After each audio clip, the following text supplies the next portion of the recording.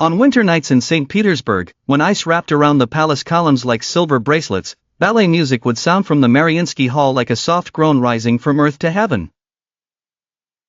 At the center of the stage, Elizabeth Paletta would twirl, light as a dream, above the heads of the audience, who dared not breathe as she moved. The daughter of an Italian sculptor who had traveled to Russia during the time of the Tsars, her eyes bore the blue of the Adriatic Sea and her steps the rigor of Russian snow. Elizabeth began as a child on the streets of St. Petersburg, watching the carriages of aristocrats and imitating the movements of horses.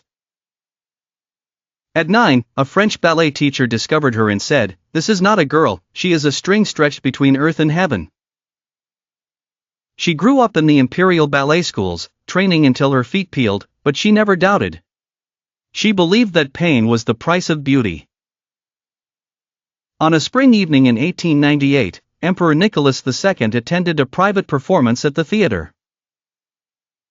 The Empress sat beside him, while Elizabeth swirled around in a white gown resembling luminous clouds. As she made her final bow, her eyes met his, and something unwritten in imperial protocol happened. The Tsar smiled at her, a brief smile, but one sufficient to change her fate. The next day, a white ivory box arrived at her room at the theater. It contained a pearl necklace and a letter in royal handwriting that read, "To the one who made time dance with me tonight." From that night, black carriages began to pull up near the back door of the theater. Everyone knew that the private musical nights at the imperial palace weren't just for the sake of music. But Elizabeth wasn't a naive lover. She knew that love in a court governed by protocol was like dancing on a sword. As the years passed, her voice became more audible in the palace than those of her advisors.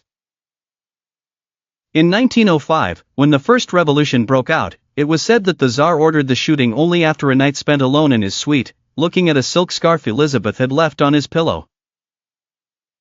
There are many accounts. Some say she was exiled to Italy by order of the jealous empress, some say she was secretly executed for learning too much.